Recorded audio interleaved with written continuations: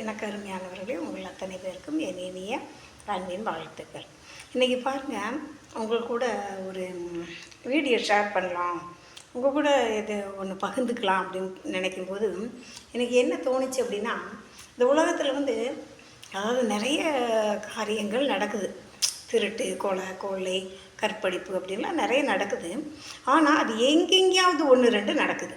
ஆனால் மது அப்படிங்கிறது எல்லா பக்கமும் நிறைய இடங்களில், அதாவது வீட்டுக்கு வீடு வாசப்படின்னு சொல்லுவாங்க பார்த்தீங்களா, அதுபோல் நிறைய பேர் 90% மதுவுக்கு அவங்க மதுவை தேடி போயிட்டுருக்குறாங்க. அதனால் இப்போ ஒரு சிலருக்கு நிறைய பாரம் இருக்கும். நாட்டக்குறிச்சி, அதாவது ஒரு எம்ஜிஆர் கூட ஒரு பாட்டு பாடியிருப்பார். நாடென்ன செய்தது நமக்கு என கேள்விகள் கேட்பது எதற்கு, நீ என்ன செய்தாய் அதற்கு என நினைத்தால் நன்மை உனக்கு அப்படின்னு சொல்லி எம்ஜிஆர் கூட பாடல் பாடியிருப்பார். அதுபோல தான் ஒருவேளை எல்லோரும் போல் ஒரு இறைவன் ஒவ்வொருவருக்கும் ஒரு காரியங்களை அனுமதிக்கிறார். இப்போ ஒருத்தர் மருத்துவராக இருக்கிறாங்க, ஒருத்தர் காவல் அதிகாரியாக இருக்கிறாங்க. அதை போல் எனக்கு உள்ள ஒரு பெரிய பாரம் என்னென்னா, ஐயோ இந்த ஜனங்கள் ஏன் இந்த மதுவை தேடி போகிறாங்க, என்ன காரணம், அவங்க அதனால் நிறைய தீமைகள் இருக்குதுன்னு அவங்களுக்கு தெரியும். ஏன்னா அதை அருந்தும்போது அவங்களோட உடல்நிலை எப்படி, அவங்க குடும்ப சூழ்நிலை எப்படி, அவங்க குடும்பத்திலிருந்து எவ்வளவு ஆப்போசிட்டாக அவங்களுக்கு காரியங்கள் நடக்குது எல்லாமே அவங்களுக்கு தெரியும். தெரிஞ்சும் அந்த தப்பை அவங்க பண்ணுறாங்க.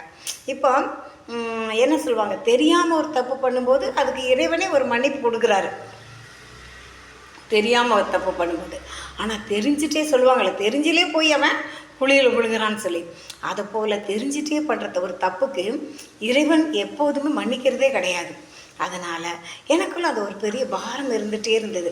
ஐயோ இது ஒரு தனி மனிதன் ஒழுங்கு கிடையாது, இந்த ஒரு தனி மனிதன் ஒழுங்கு இல்லாமல் போகிறனால அதன் அடிப்படையில் பின்னாடி பார்க்கும்போது அவங்க குடும்பம், அவங்க பிள்ளைங்க அதோடு நிறுத்துறதில்ல, அவங்க தெருவில் இருக்கிறவங்க, அவங்க நாட்டில், இப்படி அந்த ஒரே ஒரு தனி மனிதனோட ஒழுங்கின்மை ஒரு நாட்டையே பாதிக்குது அப்படிங்கிற ஒரு பெரிய பாரம் எனக்குள்ளாக. அதனால தான் இன்றைக்கி அதை சார்ந்த ஒரு பாடல், ஒரு வேளை பேசலாம், அதை காட்டில் ஒரு பாடல், இசை கேட்டால் புவி அசைந்தாடுன்னு சொல்லுவாங்க. அதை போல் இன்றைக்கி அதை குறித்து ஒரு பெரிய பாடல், அதை நான் உங்களுக்கு அது என்ன சொல்கிறது, இது புத்தகத்துலலாம் எழுதுனதில்லை, எங்கேயும் நான் பார்த்ததில்லை, நானே இதை சொந்தமாக ஏற்றியிருக்கிறேன். இதை கேளுங்க, கேட்டுட்டு இதிலேருந்து நீங்கள் வெளியே வரணும் அப்படிங்கிறதுக்காக தானே ஒழிய இது ஒரு ஜாலியான ஒரு ப்ரோக்ராம் கிடையாது. இது எனக்குள்ள ஒரு பாரம், அதை உங்களோட கூட ஷேர் பண்ணியிருக்கேன். நீங்கள் இதை கேட்டுட்டு எப்படியாவது இதிலேருந்து நீங்கள் வெளியே வந்துடணும் அப்படிங்கிற ஒரே ஒரு நோக்கம்தான். அதனால் இந்த பாடலை கேளுங்க, கேட்டுட்டு இதிலிருந்து நீங்கள் வெளியே வந்துடுங்க. இப்போ இந்த பாடலை கேளுங்க. இது மாலை நேரத்து மயக்கம், இது கால தேவனின் கலக்கம், இருள் சோழும் நேரம் எதிர் நோக்கி இருக்கின்றார், இருள் சோழும் நேரம் எதிர் நோக்கி இருக்கின்றார், மதுவை தேடுகிறார், மயங்கி போகின்றார்,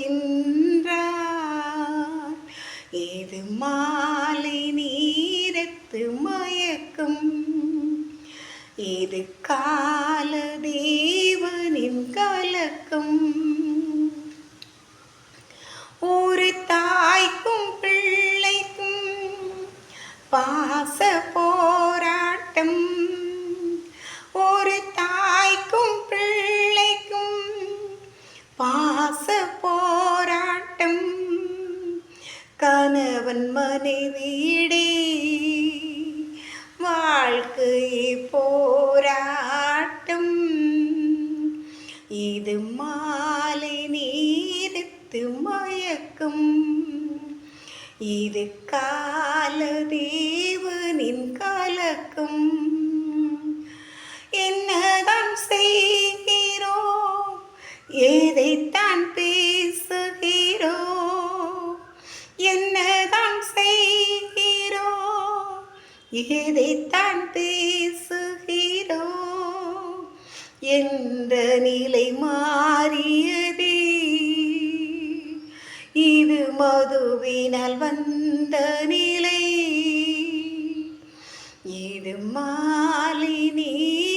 அழைத்து மயக்கும்.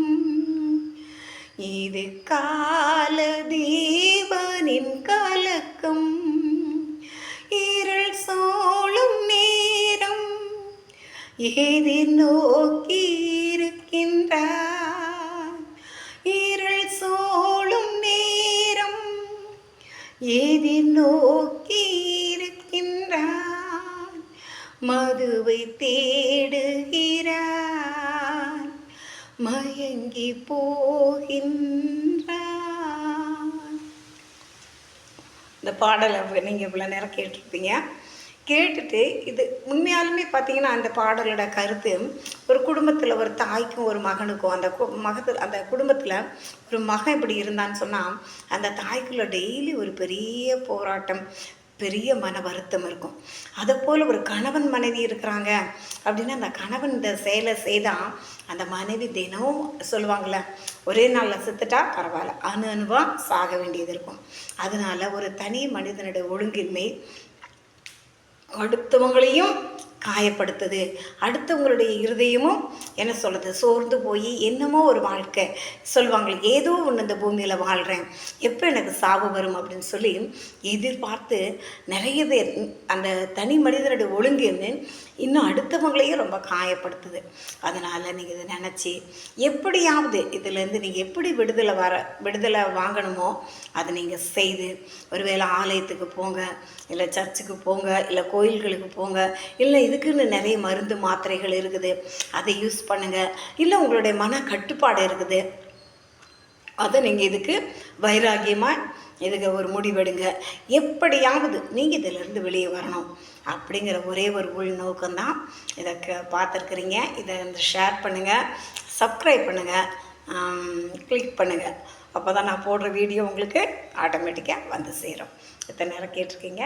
உங்களுக்கு அத்தனை பேருக்கும் என் அன்பின் வாழ்த்துக்கள். நன்றி. சீக்கிரமாக நம்ம இன்னொரு வீடியோவில் சந்திக்கலாம். சரியா?